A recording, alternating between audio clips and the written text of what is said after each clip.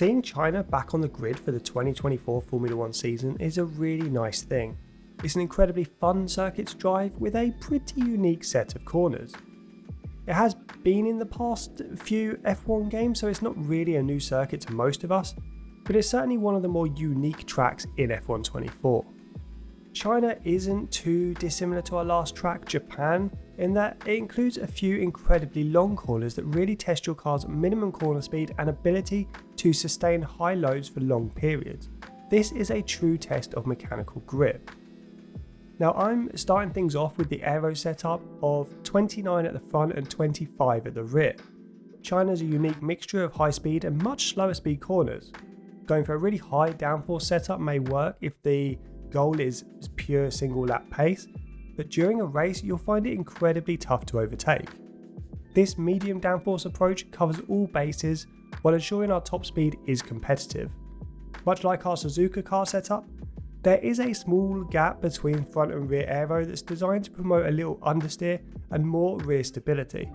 This is crucial when accelerating out of corners such as turns 4 and 13. For the transmission, I've set the on-throttle diff pretty low at just 30%. This is due to the slower speed corners where traction can be really tricky to find. The off-throttle diff is a little higher at 45% for a good combination of stability and rotation. I then left the engine brake in at a pretty consistent 30%. To the suspension geometry, I've set the camber at a reasonable -3.2 and -1.8. I would have preferred to move this a little further left, but tyre wear is an issue around this track.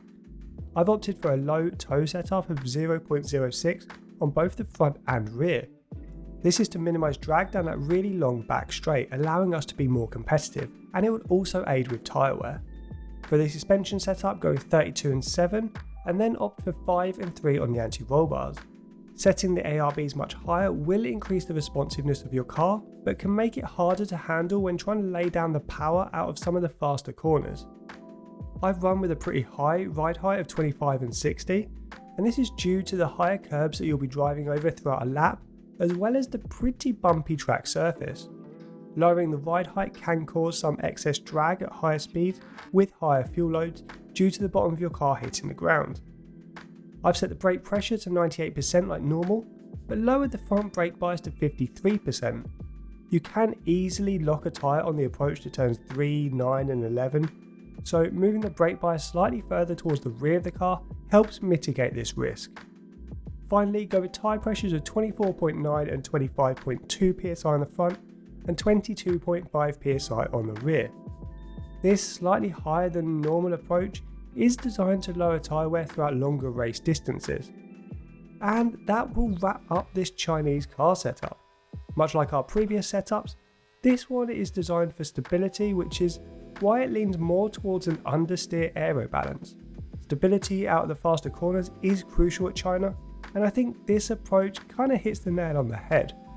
Let me know in the comments below what approach you're using. Are you enjoying these car setups, or are you enjoying the more time trial meta kind of car setup? Also hit that like button, as it will really help the algorithm and it will help this video get seen by more people. But for now guys, enjoy this setup and I'll see you on track.